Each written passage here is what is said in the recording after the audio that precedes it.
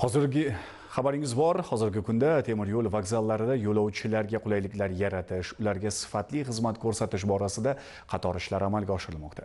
Toshkent Janubiy temir yo'l vokzalida yaratilgan shu kabi qator shart-sharoitlar bilan tanishtirish maqsadida ommaviy axborot vositalari xodimlari uchun media tur tashkil etildi. Har gal yo'lga otlangan yo'lovchiga uzog'ing yaqin bo'lsin deya tilak bildiramiz. Manzilimizga mashaqqatsiz yetishda yo'llarda, xususan aeroport, temir yo'l vokzallarida yaratilgan zaruriy shart-sharoitlar ham muhim rol o'ynaydi. Toshkent Janubiy vokzali mamlakatimizning eng katta vokzallaridan biri sanaladi. Qamrov ham shunga yarasha, ya'ni ushbu temir yo'l bekatidan bir sutka mobaynida 10 mingdan ortiq yo'lovchi foydalanmoqda. Mazkur maskanda 100 nafarga yaqin ishchi xizmatchi faoliyat yuritadi. E'tiborli jihati, bu yerda bosqichma-bosqich jahon andozalariga mos yuqori servis xizmati ko'rsatishga mo'ljallangan infratuzilma yaratilmoqda. Vokzal sig'imi 10 mingta yo'lovchiga bir kunda xizmat ko'rsatadi. 550 ta 600 ta yo'lovchiga mo'ljallangan bir vaqtda o'zida xizmat ko'rsatishga.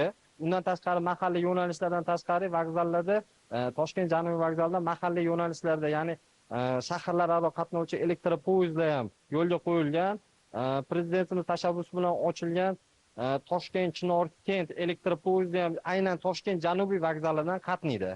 Hozirgi kunda Ustemir yo'lovchi aksiyadorlik jamiyati 50 turdagi mana shunday elektronlashtirilgan IP-kiosk bankomatlarini xarid qilgan va o'sha Toshkent Janubiy, Toshkent Markaziy, Samarqand, Buxoro, Qarshi, Urganch, Qo'ng'irot vokzallariga qo'yganmiz. Buni qo'yishimizdan maqsad inson omilidan bosqichma-bosqich voz kechish va elektron tizimini joriy qilish. Buni sababi o'sha vokzallarda bo'lgan navbatlarni yo'qotib, inson o'ziga o'zi xizmat qilib, chipta olib, o'z manzilini davom ettirish maqsadida qilingan.